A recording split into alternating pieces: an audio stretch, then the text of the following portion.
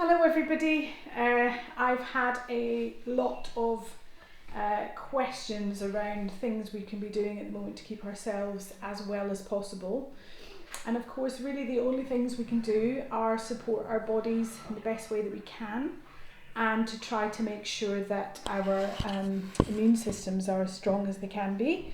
So at times like this, unless you have a herbal dispensary like I have, it's really about what are the simple things that you can get hold of. So this speaks back to all of the herbal traditions. A lot of them relied on plants that were around us. Hopefully as things start to spring up and we can still get out for walks, I can show you some of those as I'm going along on my walks.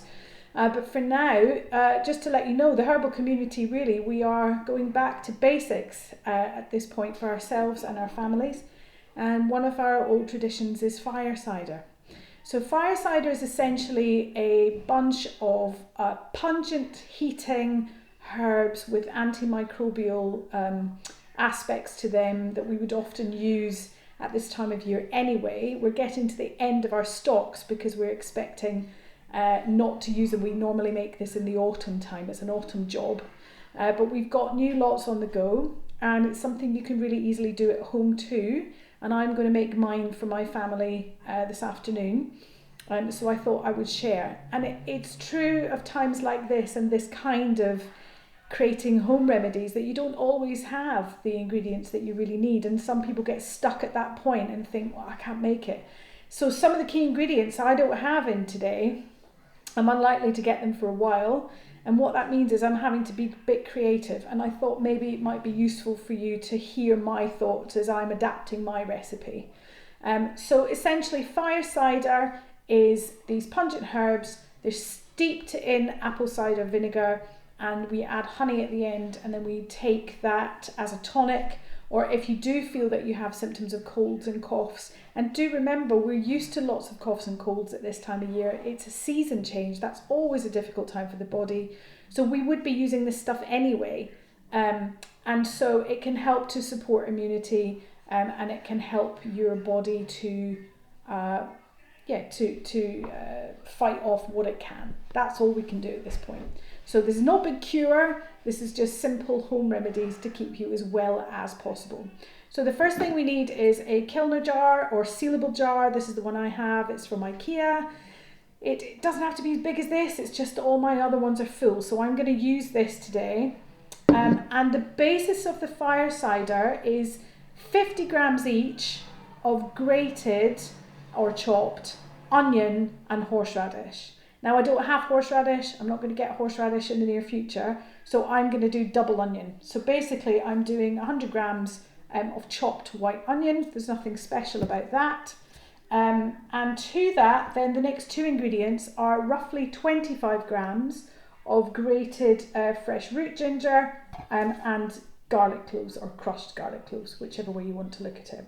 So that's roughly half of a large bulb of garlic, but really the more the merrier at this point. We are not, this is kitchen science, we are not measuring to the exact amount like I would in clinic with tinctured herbs, for example. So 25 grams grated ginger and about 25 grams of grated or crushed garlic. And then we always add 1 or 2 chilies. Now that should be to taste. Granted, if you haven't made this before, you're not going to know. I don't tolerate chilies very well. I'm quite susceptible to hot things, and so I will put 1 in. But if you like chilies and you like spicy food, then you might want to do 2. So we would chop those in. And then essentially what we'll do is we cover the whole lot and just cover it with, now this is raw organic apple cider vinegar that I actually picked up in the supermarket yesterday. But it doesn't have to be raw and organic, but apple cider vinegar would be the one.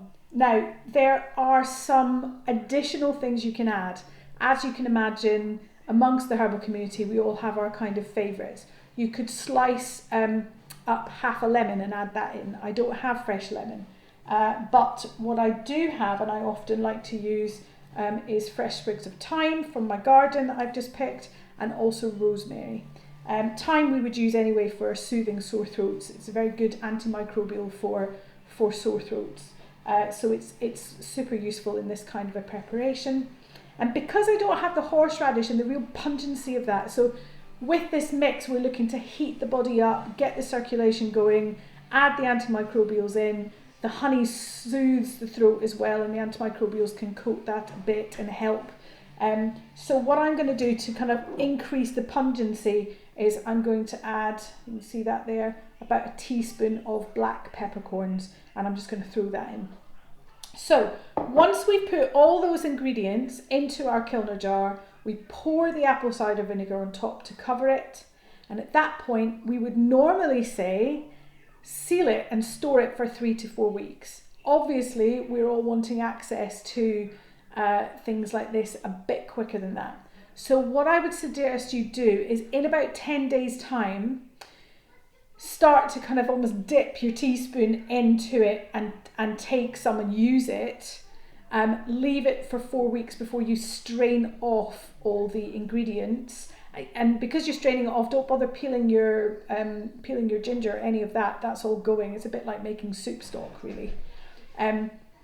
So at that point, then you would take off all of the ingredients or strain them off, and you would add honey to taste. And I use set organic honey, but I just will work that through.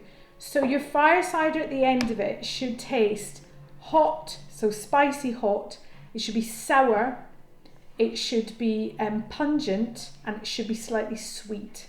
And all of those flavours, if you do too much of it, then you won't take it. You know, if there's too much chilli in it, you're not going to choke that back every day, and you wouldn't really be doing yourselves any favours. So go easy on the chilli and the honey, but everything else, pile it in there. And then once it's ready, you can take, I would normally take a teaspoon morning and night and in the middle of the day if I remember. If I've actually got a cold or a sore throat, then I would take it, you know, maybe 3 to 4 times a day and make sure I took it. You can either take it directly, neat, or you can dilute it a little bit in I usually use like a little shot glass, and I might put some water in that if I felt like it was too fired for me on that day. To get us over the gap between fire cider being created and being ready, we would do a really simple onion syrup. So I might do a film about that later if I have time. At the moment I'm on borrowed time because, like all of us working from home, I'm concerned that, you know, a little boy is going to run in here any minute, or I'm going to be disturbed in some way. But onion syrup is very simple. I usually make mine in a jam jar. So slice your onions, just normal white onions are absolutely fine. Slice them and layer them with brown sugar. I prefer to do it with.